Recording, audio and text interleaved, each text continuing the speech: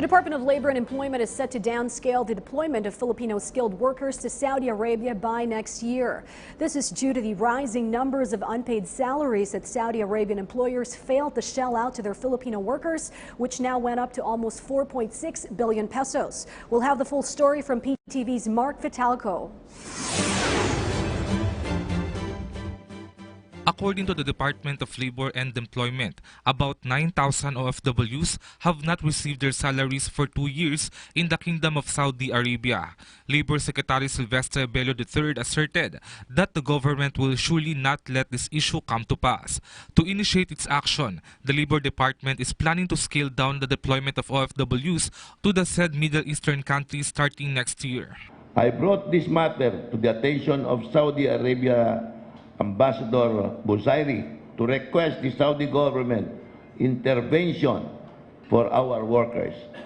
We have yet to see the result of the Saudi intervention. In total, the unpaid claims have already reached the amount of 4.6 billion pesos. Most of the affected OFWs are working in big oil and construction companies in Saudi.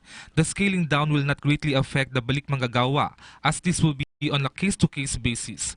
But for new deployments, the DOLE said it will limit the issuance of overseas employment certificates. Yung mga bago na papaalisin, yun yung maapektuhan sa plano na scale down. Bello recalled the time in 2016 when about 13,000 OFWs from Saudi Arabia were repatriated. Some of them were maltreated and majority were not paid proper wages. Meanwhile, as to the extent of the scaling down and other details, the POEA governing board members are yet to convene. But Bello stood by their warning against the Saudi government that the said measure will push through and continue until such time that the issue shall be resolved. Bayaran lang yung mga workers natin, lalong-lalo na yung 9,000 na unpaid claims. Mark Vitalco for The Nation.